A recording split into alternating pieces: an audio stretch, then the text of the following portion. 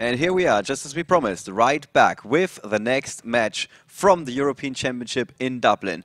This time, the commentary carousel keeps rotating, and it brought out Rob and myself, Oliver German, and well, thank you for joining me here. Yeah, it's good to be here. And the last round you did, I think, the highlights. Is that correct? I believe it was last round, yeah. I did the highlights. And how is that, like looking at a match from a different perspective and like looking at the highlights of the match? No, it's quite nice just to be able to see, you know, even without the sound on, so we can't hear your commentary. It's almost like me and the person that's doing it, being the other person that's doing it, sit there doing our own commentary. Right, so it's kind of nice to be able to kind of pick, stop, this is a really good part, and then bring it back to people. Okay. In case you guys have just tuned in, because I can see there's a little bit of confusion in the Twitch chat. We are at the European Championship in Dublin, Ireland. Yes, it is in Dublin. Dublin is in Ireland. We have 787 players. All of these guys had to qualify for this event up front. We're going to play 8 rounds of Swiss today, 2 more rounds tomorrow, and then we're going to perform a cut to the top 64. And this is how we crown the new European champion and also find out who is going to Worlds. Yes. And of course, we're going to provide you with feature matches as soon as we can. The nature of the Swiss rounds is that we only know who's going to go up against who after every match has concluded. Because if you have 5 wins, you're going to go up against somebody else with 5 wins. So if you're waiting in between rounds, you're not missing out on anything because nothing's happening. We're only finishing the overtime matches, so to speak. Pretty much. With that out of the way, let's take you to the table where we got another match between 2 undefeated players. We got Marcel Kremer from Germany, who is playing the blue elephant in the room. He is playing Necros. And he's going up against one of your countrymen, Matthew Mills. He is playing Elemental Hero. And you were looking forward to that quite a bit. I love Elemental Hero. Okay. It's a really, really good deck, and not a lot of people are playing it. And as I said in the previous round, it's kind of like there's the big 6 meta decks /7s. Just got Hero just kind of like tacked on to the side there. I mean, it's got 4 wins, so there's a very good chance that it's going to step up a little bit and end up on 7th place. And so let's take you to the table where these guys are already sitting. And as always, we got the app with all the information for you in case you can't make out what cards they are playing. The Steeds is still a little bit of a leftover from a previous round. These are the cards that are currently these guys are playing with. Now, this was something that I actually noticed. He's playing, Necros Cycle, Trishula, Century of the Thousand Hands, Shared Ryan, Gishi Chain in the opening hand there. If we could go to the hero player's hand there as well. We're waiting for it when it comes through. Well, as we can see, it's reinforcements of the army. There's a Goblinberg there, a Elemental Hero Shadow Mist, and he's just gone and got a mask change.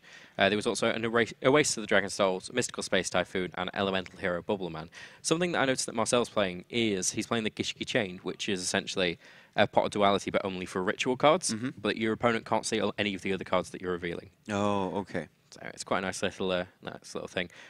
Now, Shadow Mist, of course, searches for a mass change card when it's special summoned. It's one of the key cards of the deck. Right. So Matthew is left with Bubbleman in hand here, and this is his field after his first turn, and that seems like a good start to me. Yep, he's doing quite well. He's playing Oasis of Dragon Souls there as well as Call of the Haunted, so he essentially has 4 Call of the Haunteds. Right. Mystical Space Typhoon, ready to stop anything that may come out. Now, Marcel did draw into a Mystical Space Typhoon, but he already had a great opening with the Senju. And mass change is happening, and that is going to bring out the MVP, Darklaw. Yes, and we have seen this card single-handedly getting players a victory in previous tournaments, and it's still a force to be reckoned with. In fact, if you remember Prague was not Burning Abyss that won, it was Darklaw. Yeah, it was Darklaw. Darklaw just came in. Right. And but you didn't see it that often ever since, now, did we? Every so often, a lot of people even just chucked it in the side deck with a couple of mass changes, just to ready to be able to switch it out to stop any. Well, it doesn't stop the search, but what it's doing is it's banishing a card from the hand, which is so unless you're playing against Ritual Beast, it's punishing you basically for the search. Yeah. And now it looks like here we go. Reroll after the 6 and there's a 3. And it's banishing. I don't know because it's off the screen. Looks like it's a Trishula. Yes, maybe? I believe it is. I think it was a Trishula. And now the question is, how many copies of Trishula is he playing? He's only playing one. So Trishula is now gone. Marcel Kramer is out of Trishulas for this game, and this is one of the key cards in the Necros deck. That is a huge, huge hit for Matthew Jason Mills with his Heroes deck. No longer will he be hit with a giant blue stick. Right. So let's see what else Marcel has. It was the Trishula because it's no longer on his hand, and I saw it just a second ago there. So he's left with a Cycle, Gishki Chain, Mystical Space Typhoon, Necros of Brionac, and a Necros Mirror. So he is activating Mystical Space Typhoon, and he's choosing a random card, and the card that he has got is the Oasis of Dragon Souls. Now, because all of his cards are getting banished as well, there's no way that he's going to be able to recurse any of his ritual cards. Right, there's the Brionac that wants to go searching here. And what do you search for here? What is going to get you out of this sticky situation?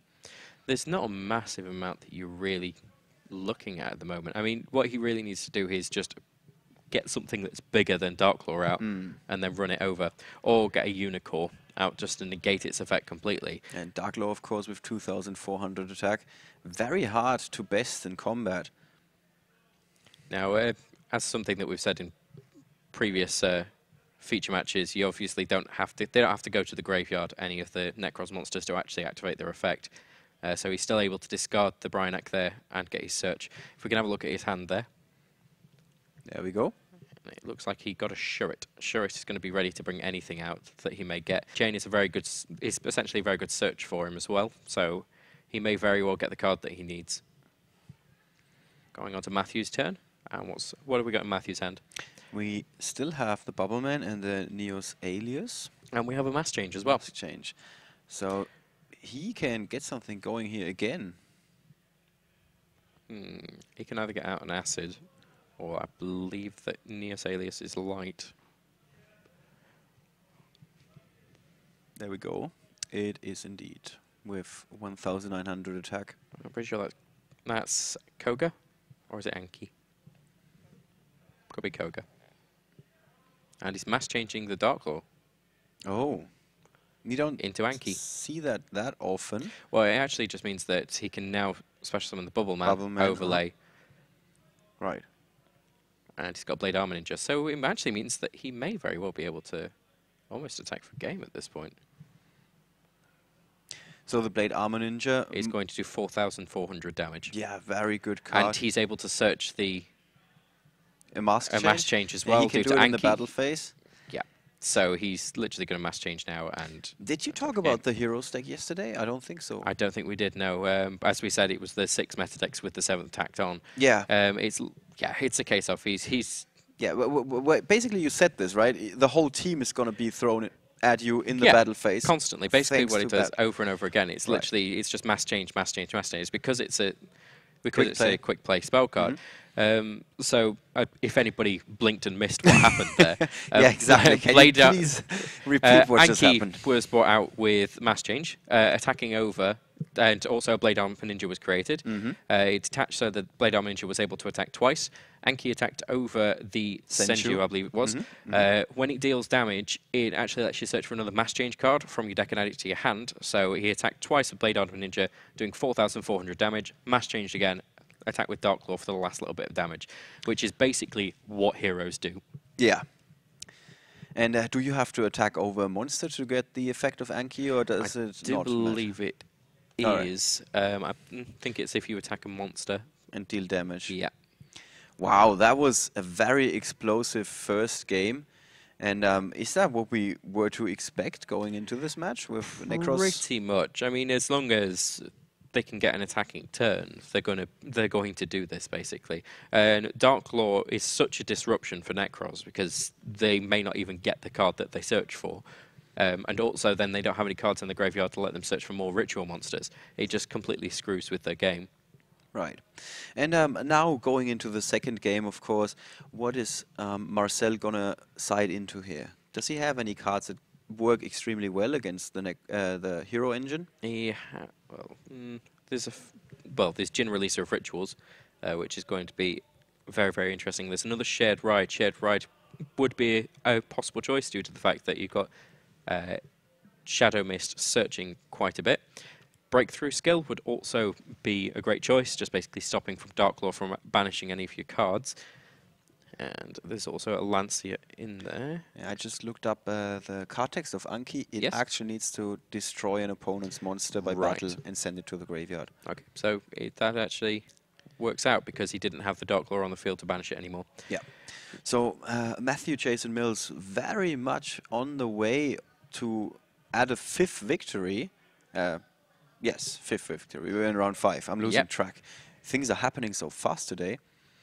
Thanks to our judges doing a tremendous job of speeding up this tournament. Now, there is a Trap Trick Trap Hole Nightmare in Matthew Mills' side, which would be a nice little choice. Other than that, he has a Forbidden Chalice, or 2 of them. Maxi would be a good choice just to get some more draws off. Galaxy Cyclone is probably going to be completely useless at this point unless he believes that his opponent's going to start siding things in an attempt to stop him, like Vanity's Emptiness. All right, and do you expect a 2-0 sweep here, or do you expect Marcel Kramer to come back? It's very possible that Marcel will be able to come back. Again, one of the things that the Necros deck does very, very well is just to be very, very swingy, just as swingy as E-Heroes can be. Yeah. In case you're wondering, we seem to be having our technical director, so to speak, Dirk, in the picture this time. He's the one overlooking all of the technical part that is happening here with the... And there's a lot happening in case you guys are not aware. Dirk basically runs all of the background stuff. Yeah, so we got the app, of course, that is going to give you information about what cards these guys are holding on to. Which is just coming up now. Now, what I can see is an Upstart Goblin, a Vanity's Emptiness, a Raigeki, a Shadow Mist, and one other card, which we'll see in a moment. Yep. In Marcel's hand is Necros of Valkyrus, Necros of Unicorn, Mystical Space Typhoon, Effect Veiler, and Raigeki. So both opening Raigeki. A Hero Lives was the other card by the look of it, Yeah, opening play. And in case you're wondering why Rob has these amazing eyes, we do have a second monitor where we can see see the table. Yeah, see what you guys are seeing at the moment. So sometimes when you're seeing the side view, we can still see what's happening on the table. Now, paying half your life points may sound like a big cost.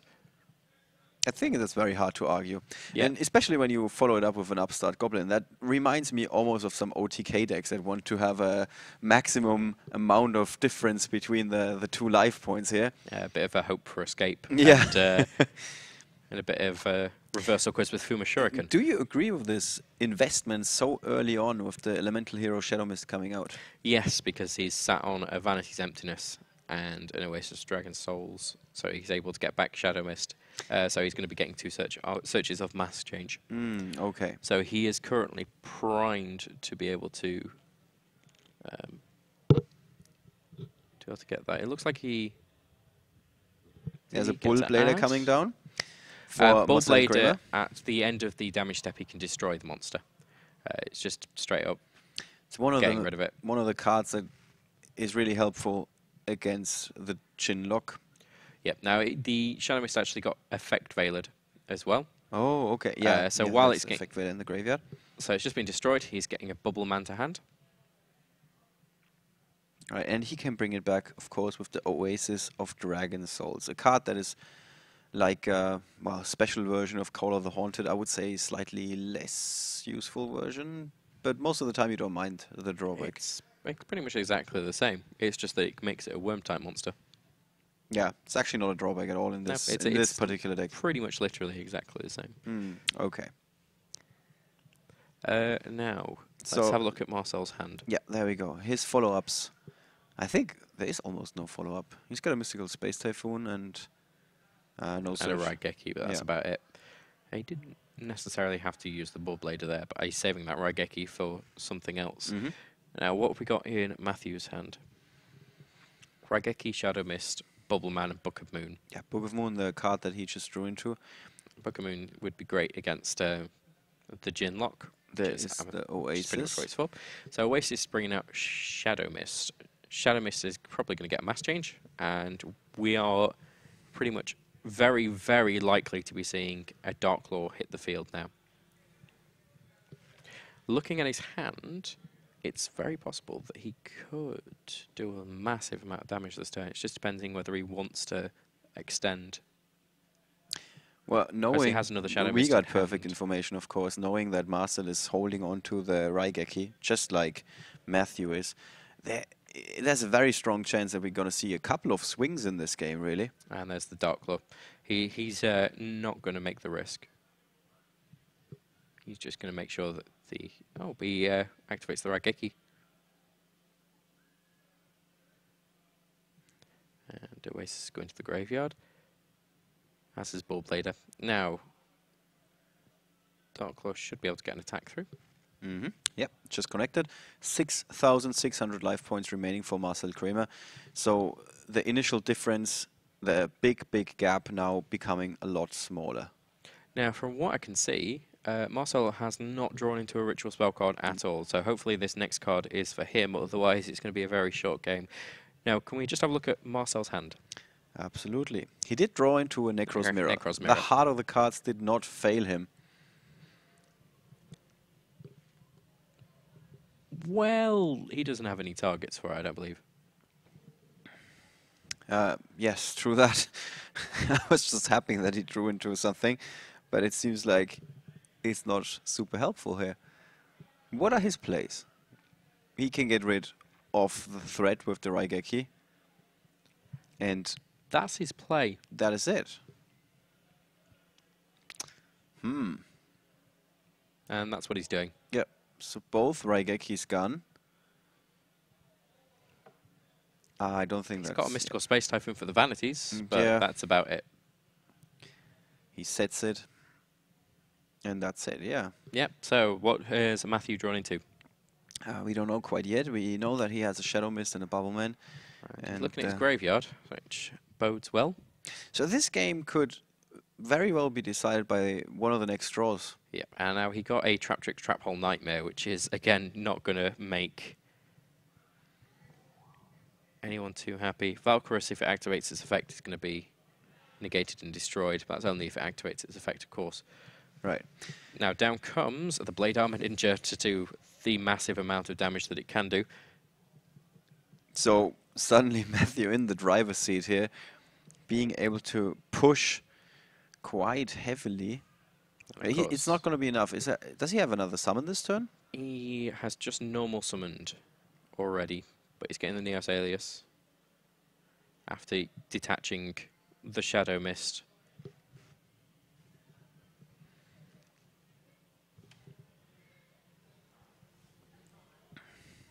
All right, and it's going to be Marcel Kramer is hanging in there with just 2,200 life points, and when a Blade Armor Ninja is staring down on you, that's not a lot. It's not. Now let's have a look and see what he drew into. He drew into the Book of Eclipse, which is going to save him for a turn, but unfortunately... That's all it does. All it does, yeah. Yeah. All right, so Book of Eclipse goes face down and back to Matthew Mills. He's also setting the Necros Mirror as a bluff. And he's detaching. Oh, and that's a Forbidden Lance, which I believe means that it's game. He drew into Forbidden Lance, so he attacks with the Blade Armor Ninja, and in case Forbidden... Did he keep it in his hand, or did he drop it? No, he had 3 set at the start of the turn. Okay, so he's basically won this game. If he doesn't forget to activate the Forbidden Lance, but I think that's pretty much a given here.